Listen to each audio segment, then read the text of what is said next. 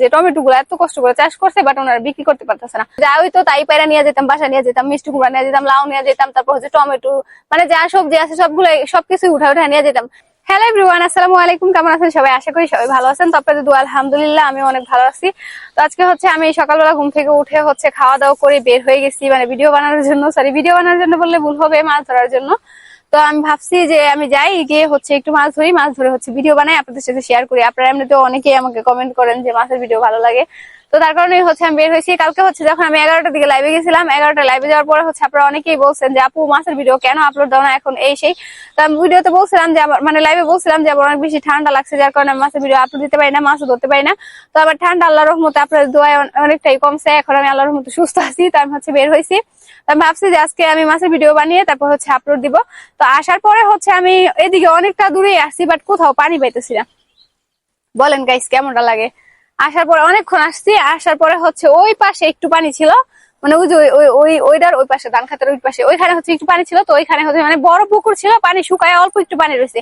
তো এখান থেকে আমি দুইটা মাছ ধরছি, একটা হচ্ছে পুঁটি মাছ আর একটা হচ্ছে এতটুকু কি মাছ যেন আমি জানি না, নাম জানি না। যাই হোক, তো ওই দুইটা মাছ ধরছি শুধুমাত্র। এখন হচ্ছে আমি মানে ওইরকম জায়গা খুঁজতেছি যেখানে পানি আছে, যেখানে মাছ থাকবে, বাট ওইরকম আমি কোথাও কোনো জায়গায় পাইতেছি না।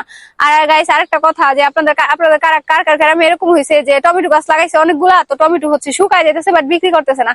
আমাদের এদিকে হচ্ছে মানে জায়গায় জায়গায় টমেটো গাছ, ওইগুলো হচ্ছে মানে টমেটো শুকায় যেতেছে বাট বিক্রি করতেছে না। কারণ কি? কারণ হচ্ছে যে মানে 10 টাকা টমেটো এখন এতগুলা দেয়, মানে টমেটোর দাম এতটাই কমে গেছে, যার কারণে হচ্ছে ওনারা বিক্রি করতেছে না। কারণ ওনারা যে লোক দিয়ে ওইগুলো উঠায় নিয়ে বাজারে নিয়ে বিক্রি করবে, ওই লোকের যে পারিশ্রমিক ওইটাই ওই টমেটো বিক্রি করে হবে না।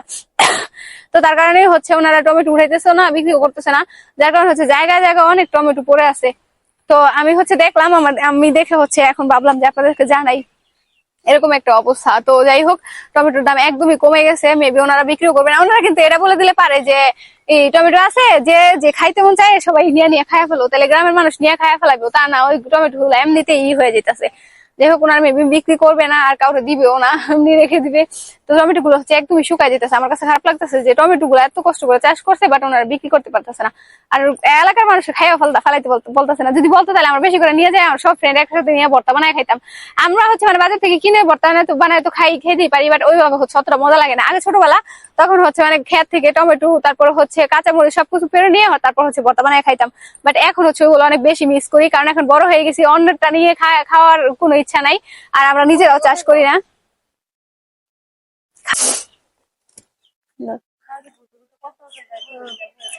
তো এখন আর হচ্ছে ওইরকম ওই দিনগুলো আর ফিরেও পাওয়া যাবে না, যে আগে ছোটবেলা হচ্ছে মানুষের খেতে থেকে নিয়ে খাইতাম, ওইগুলো আর বেশি মজা লাগতো। আর এখন হচ্ছে পারমিশন ছাড়া কারো কাছ থেকে কোনো কিছু নিতেও মন চায় না, কারণ আরেকজন কষ্ট করে চাষ করছে, এখন বুঝি যে চাষ করাটা কত কষ্টের। আগে তো এগুলো বুঝতাম না, আগে যার খেতে যা হইতো তাই পায়রা নিয়ে যেতাম, বাসা নিয়ে যেতাম, মিষ্টি কুমড়া নিয়ে যেতাম, লাউ নিয়ে যেতাম, তারপর হচ্ছে টমেটো, মানে যা সবজি আছে সবগুলো সবকিছু উঠা নিয়ে যেতাম।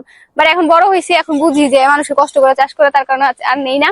যাই হোক, তো আমি হচ্ছে আসছি, আসার পরে হচ্ছে দেখলাম 3-4টা টমেটো খেতে এরকম টমেটো শুকায় আছে, তার জন্য আপনাদের সাথে বললাম। আর গাইস আমি মাছ পাই নাই, জাস্ট 2টা মাছ পাইছি। আমার এখন বাসায় চলে যেতে হবে, কারণ অনেক বেশি রোদ আর অনেক বেশি গরম। এত গরমের মধ্যে আমি হচ্ছে বাইরে থাকতে পারতাছি না, এখন বাসায় চলে যাবো। তো সবাই ভালো থাকবেন, এই ছিল আজকে ভিডিও। সবাই ভালো থাকবেন, আল্লাহ হাফেজ, টাটা।